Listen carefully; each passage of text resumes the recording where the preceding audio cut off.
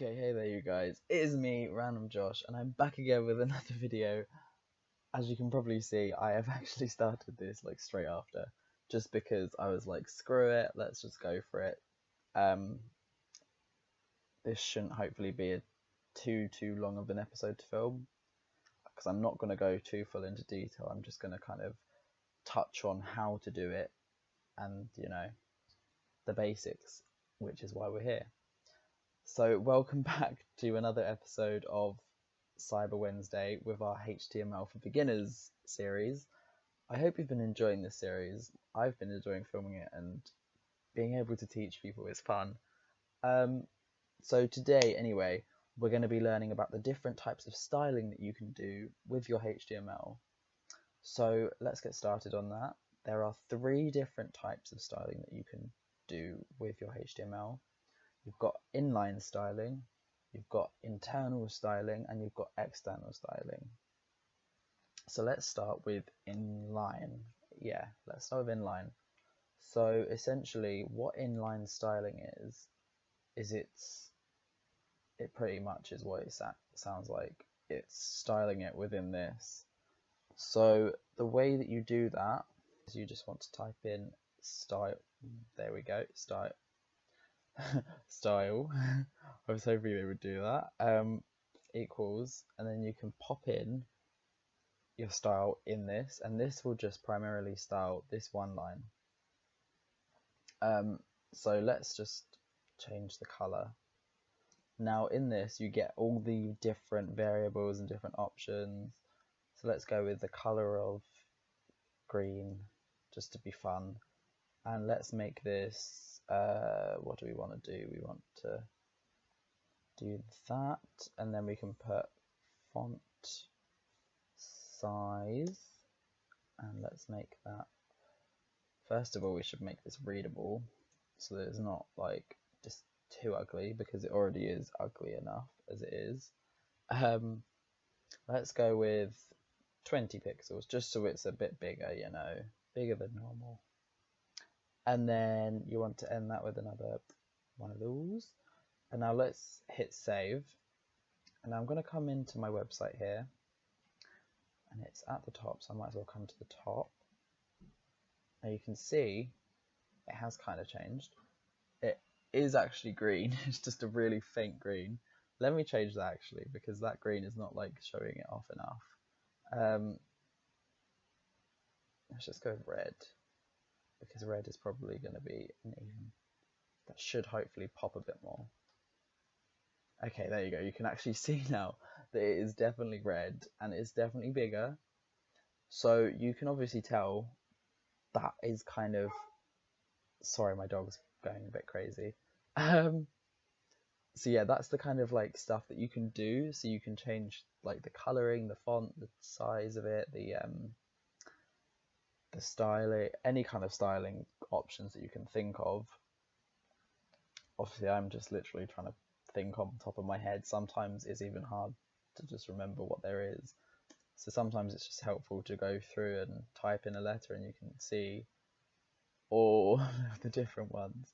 Whoops. So let's go through some of these. Obviously I don't even know what all of these do, but you get to know them as you go along. So like borders, you know what a border is. It's how much of a kind of space around it is. I will probably go over that in the end of this, like just at the end of this episode, like because it's not just borders, because you've got, well, first of all, sorry I'm rambling a little bit, you've got borders, you've got margins, and you've got padding, which all 3 are really similar. So like I said, I'll go through that a bit later on. This style option can be useful, but it's also, as you can see, that styled one line, which is really inefficient. It's kind of time consuming, and it gets kind of confusing as well, especially when you're getting into full detail of like lines and lines and lines and lines of styling options, and you're just like, well, it just looks a bit crazy, I really don't want that. So like I said, that is one option that you can choose. It's not very often used now, though it used to be used in the past. So it's good to know how it looks and what it's doing, because if it is ever used and you're like looking into code and it's there and you're like, whoa, what is that doing? It's a bit confusing. But that is inline styling. The next on our list is internal styling. So internal is kind of similar to this, but not really. It's the cross between inline and external.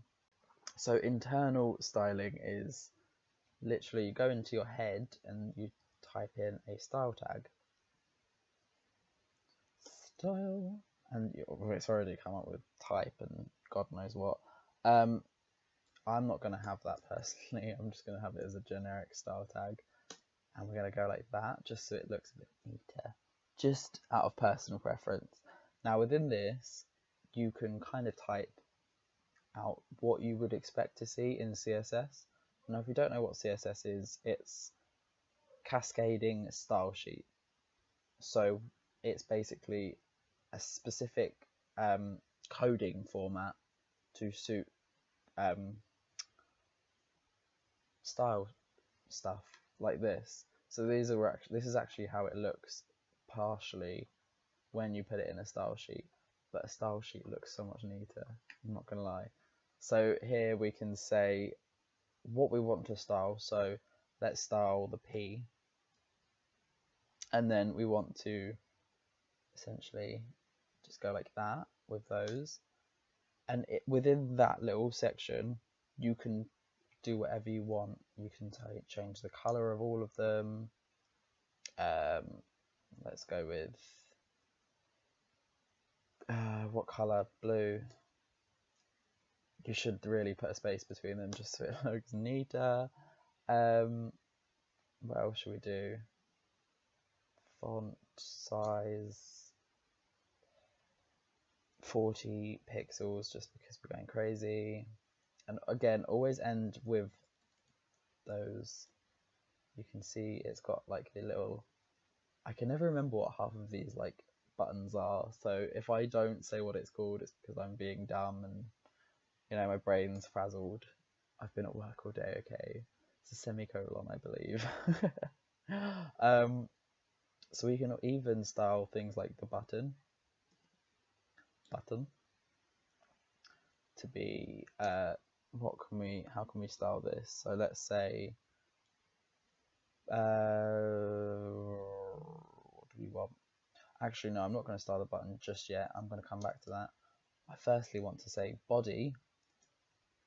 Oops, going a bit crazy now.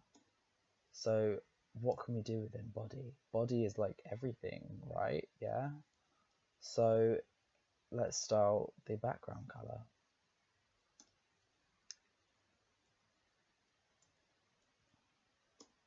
Sorry, my typing is just going really bad today. I don't know what's going on with me.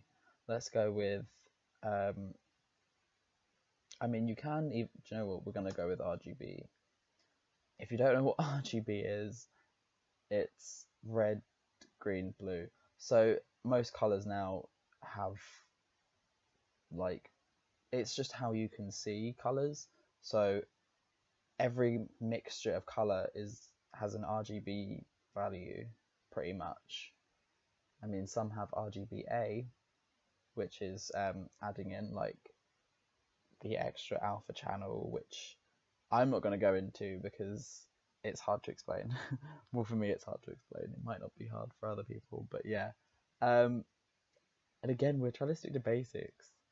So RGB is basically you want how much red do you want out of 255.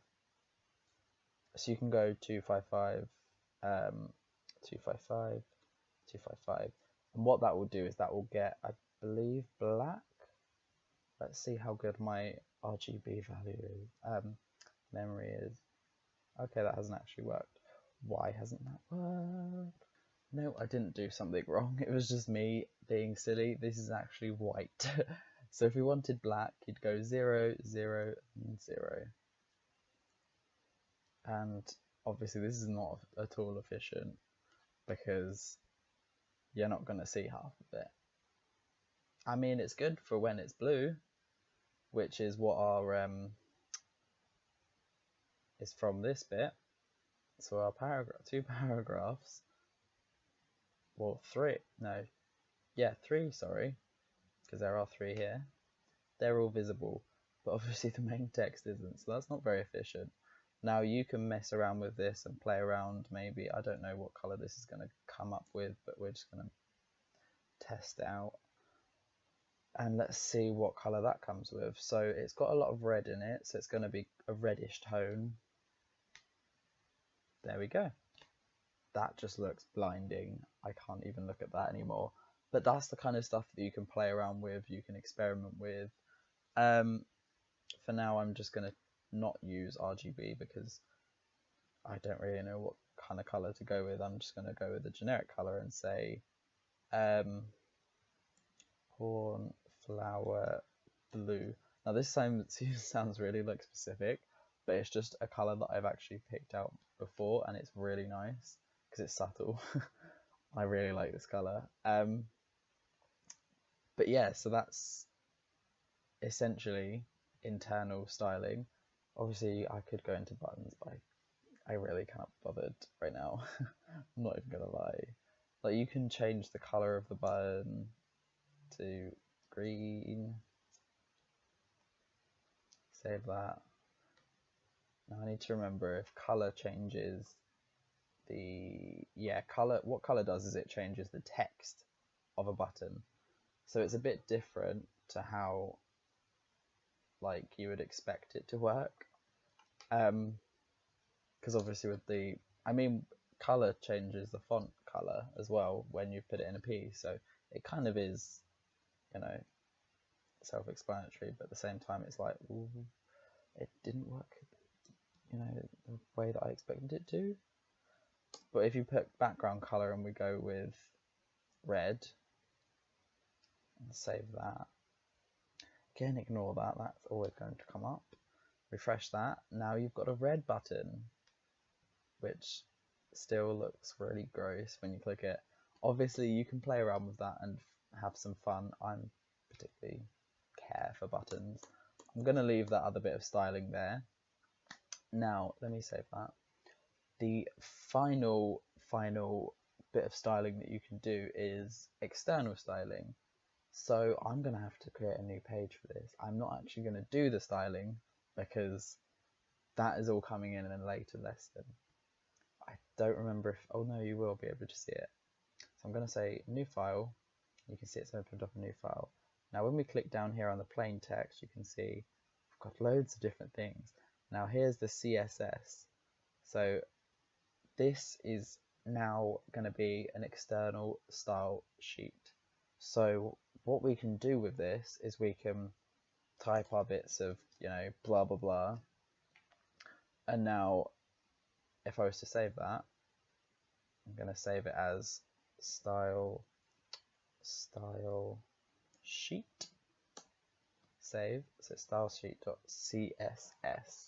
So now we want our kind of HTML code to be like, okay, let me grab the styling from that sheet. But how on earth does one do that? How do I link those two together? Because they're not linked right now. There's nothing to say for this one to go and grab that. So what you want to do is come into the head section. Now we want to create a link. So to do that, you just literally type in link, and then you want to put a rel, which is the relative attribute. You want that equal to exactly what you've named this. So it might not be called stylesheet.css. Oh, actually, sorry, rel is not to do with that. Rel just needs to be style sheet. That's my fault. So yeah, rel just makes it know that that is what that is. That is the style sheet.